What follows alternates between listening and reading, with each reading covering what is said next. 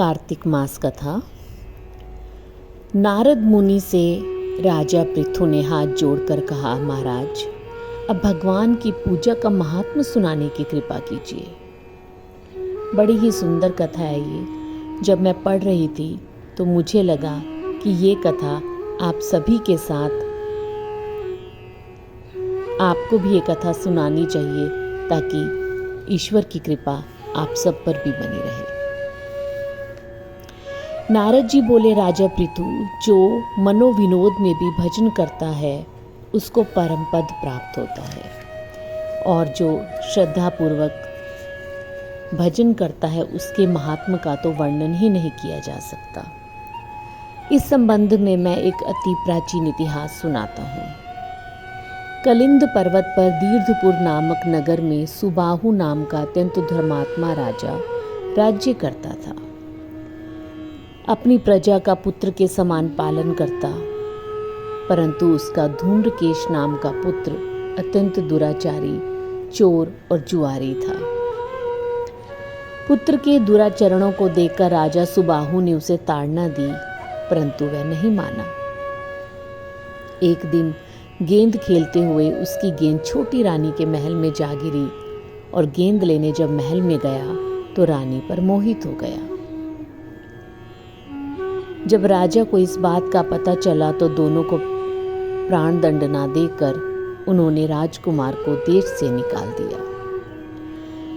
अब राजकुमार वन में रहकर प्रतिदिन मांस मदिरा खाता पीता, रात्रि को वैश्याओं के यहाँ निवास करता। चोरी आदि करके जो द्रव्य लाता वह सब उन्हीं को दे देता। एक दिन घूमते फिरते वृंदावन में आ गया। कुछ समय बाद उसने सत्यव्रत नामक एक परम विष्णु भक्त को देखा और अपना सब घर बार छोड़कर कार्तिक मास में भगवान का पूजन करता और केवल कंदमूल फल खाता। वह भक्त नित्य प्रति भगवान से प्रार्थना करता, हे भगवान, इस दुख रूपी संसार में डूब रहे मुझ दीन की रक्षा करें। मैं राधा जी सहित आपको बारंबार नमस्कार करता हूँ। और कभी कभी तो वो प्रेम मग्न होकर रोने भी लगता। धूम्रकेश ने इस भक्त की ये सब क्रिया देखी।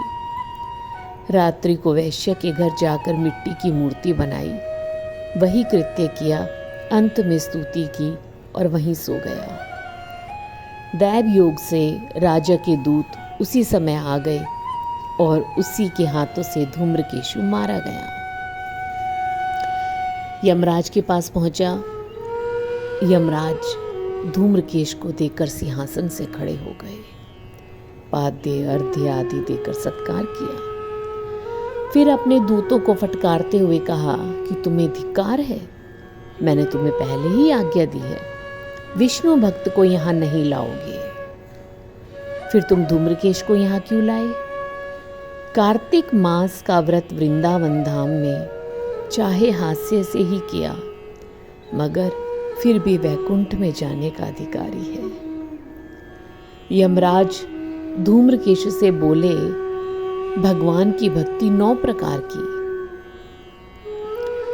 उनकी कथा सुनने के बाद राजा परीक्षित कीर्तन से शुकदेव, कथा सुनने से राजा परीक्षित, कीर्तन से शुकदेव, स्मरण से प्रहलाद, पाद सेवा से लक्ष्मी, पूजा से पृथु, वंदना से अक्रूर, दास भाव से सुग्रीव, मित्र भाव से अर्जुन तथा आत्मनिवेदन से राजा बलि जिस प्रकार परम पद को प्राप्त हुए, उसी प्रकार चाहे हास्य से ही तुमने पूजा की,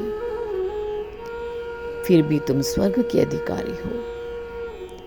अंत समय में पूर्व किए गए अपने कर्म अनुसार तुम नरक के अधिकारी थे, तथापि अब निश्चय ही तुम्हें वैकुंठ प्राप्त होगा। कार्तिक मास में की गई भगवान की पूजा निरर्थक नहीं जाती। जहां भगवान शालिग्राम, वहीं पर गंडकी नदी और अन्य तीर्थ। तब धूम्रकेश यमराज से पूछने लगा, भगवान, सब नदियों को छोड़कर गंडकी को कैसे प्राप्त हुए भगवान? यमराज ने कहा कि इसी समय वेदशिरा नामक ऋषि सब लोगों की हित कामना से गंगा जी के तट पर तपस्या कर रहे थे। घोर तप से भयभीत होकर इंद्र ने ऋषि की तपस्या भंग करने के लिए मंजू घोषा नाम की अप्सरा को भेजा। मंजू घोषा उस रमणीक स्थान में क्रीड़ा करती हुई अपने रूप और यौवन का प्रदर्शन करके अनेक हाव भाव दिखाने लगी। फिर उसी स्थिति में उसने मुनि के चरणों का स्पर्श किया तो उनके रोमांच खड़े हो गए। तत्पश्चात मुनि को अपने वशीभूत जान मंजू घोषा ने अपनी दोनों भुजाएं उनके गले में डाल दी। मुनि ने क्रोधित होकर श्राप दिया कि तुम इस संसार सागर में डालने को उद्यत हुई हो, इसलिए नदी बन जाओ। मंजू घोषा ने कहा, मुनि, मैं श्राप योग्य नहीं, आप मुझे क्षमा करें।